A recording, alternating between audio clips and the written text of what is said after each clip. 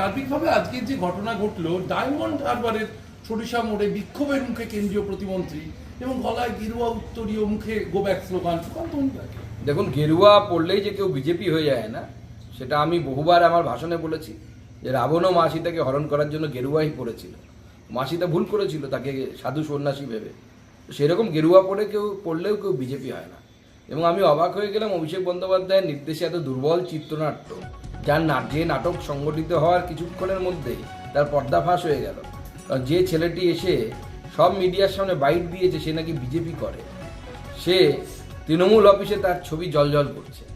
এ দ্বারাই স্পষ্ট হয়ে গেল যে পুরোটাই হচ্ছে তৃণমূল কংগ্রেসের সাজানো।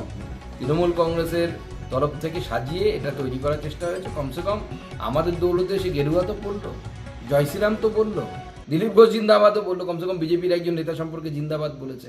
এটাই বিজেপির সাফল্য। যারা জয় বাংলা বলে তাদেরকে দিয়ে জয় শ্রীরাম বলিয়ে দেয়।